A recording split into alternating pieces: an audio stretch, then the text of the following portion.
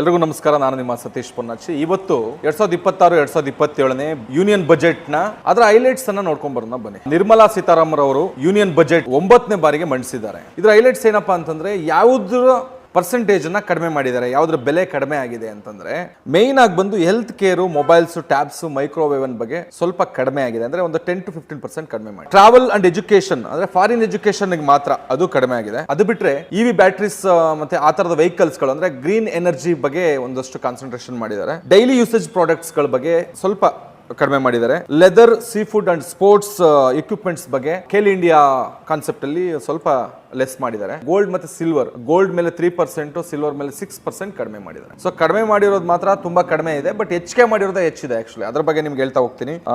Tobacco, main ಆಗಿ usage ಮಾಡುವಂತ tobacco, cigarette, alcohol ಎಲ್ಲವೂ ಸಹ ಹೆಚ್ಚಾಗಿದೆ. ಟ್ರೇಡಿಂಗ್ ಮತ್ತೆ ಸ್ಟಾಕ್ ಮಾರ್ಕೆಟ್ ಅಂದ್ರೆ ಇನ್ವೆಸ್ಟ್ಮೆಂಟ್ ಬಗ್ಗೆ ಮೇಲೆ ಹೆಚ್ಚಿಗೆ ಟ್ಯಾಕ್ಸ್ ಅನ್ನ ಮಂಡಿಸಿದ್ದಾರೆ.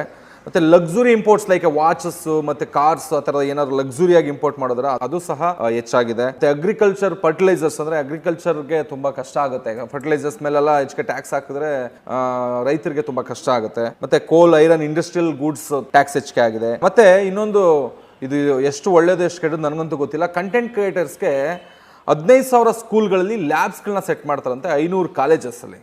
ಸೊ ಈಗ ಮೊದಲೇ ಮೊಬೈಲ್ ನೋಡ್ಕೊಂಡಿರುವಂತಹ ಜನ ನಮ್ಮವರು, ಇನ್ನು ಅದಕ್ಕೆ ಅಂತಲೇ ಲ್ಯಾಬ್ಸ್ಗಳು, ಸ್ಕೂಲ್ಗಳಲ್ಲೇ ಲ್ಯಾಬ್ಸ್ ಬಂದರೆ, ಕಾಲೇಜಲ್ಲೇ ಲ್ಯಾಬ್ಸ್ ಬಂದರೆ ಇನ್ನು ಮೊಬೈಲಲ್ಲಿ ಹೆಚ್ಚಿಗೆ ಮುಳುಗೋಗ್ಬಿಡ್ತೀವಿ ಅನ್ನೋದು ನನ್ನ ಅನಿಸಿಕೆ. ಮತ್ತು ಕರ್ನಾಟಕಕ್ಕೆ ಮೇಯ್ನ್ ಆಗಿ ಟ್ಯಾಕ್ಸ್ ಶೇರ್ನ 4% ಇನ್ಕ್ರೀಸ್ ಮಾಡಿದ್ದಾರೆ. ಅದು ಬಿಟ್ಟರೆ ರೈಲು ಯೋಜನೆಗೆ 200 ಕೋಟಿ ಎಕ್ಸ್ಟ್ರಾ ಕೊಟ್ಟಿದ್ದಾರೆ ಅಂತ ಹೇಳ್ತಿದ್ದಾರೆ. ಇನ್ನೊಂದು, ಟ್ರೆಕ್ಕಿಂಗ್ಗೆ ಸಪೋರ್ಟ್ ಮಾಡ್ತೀವಿ, ವೆಸ್ಟರ್ನ್ ಘಾಟ್ಸ್, ಈಸ್ಟರ್ನ್ ಘಾಟ್ಸ್ ಎಲ್ಲ ಟ್ರೆಕ್ಕಿಂಗ್ ಸಪೋರ್ಟ್ ಮಾಡ್ತೀವಿ ಅಂತಲೂ ಮಂಡಿಸಿದ್ದಾರೆ. ಭದ್ರಾ, ಮೇಕೆದಾಟು, ಮಹದಾಯಿ ಬಗ್ಗೆ ಯಾವುದೇ ಮಾತಿಲ್ಲ. ಜೊತೆಗೆ ಮೆಟ್ರೋದ 3ನೇ ಹಂತದ ಬಜೆಟ್ನು ರಿಲೀಸ್ ಮಾಡಿಲ್ಲ. ಒಟ್ಟಾರೆಯಾಗಿ ಈ ಬಜೆಟ್ ಕರ್ನಾಟಕದ ಕೆಲವೊಬ್ಬರ ಬಾಯಿ ಮಾತನಾಗಿ ಒಂದು ಏನು ಹೇಳ್ಕೊಳ್ಳೋ ಮಟ್ಟ ಅಂತ ಬಜೆಟ್ ಅಲ್ಲ ಕರ್ನಾಟಕಕ್ಕೆ ಅಂತ ತಿಳಿಸಲಾಗಿದೆ. ನನಗೂ ಅನಿಸಿದೆ ಮಿಡಲ್ ಕ್ಲಾಸ್ಗೆ ಈ ಬಜೆಟಿಂದ ಮಂತ್ಲಿ ಎಕ್ಸ್ಪೆನ್ಸಸ್ ಆಗುತ್ತೆ ಮತ್ತು EMI ಪ್ರೆಸರ್ ಹೆಚ್ಚಿಗೆ ಆಗುತ್ತೆ ಅಂತ ಹೇಳ್ಬೋದು. ಈ ಬಜೆಟ್ ಬಗ್ಗೆ ನಿಮ್ಮ ಅನಿಸಿಕೆಯನ್ನು ದಯವಿಟ್ಟು ಕಮೆಂಟ್ ಬಾಕ್ಸ್ನಲ್ಲಿ ತಿಳಿಸಿ. Thank you.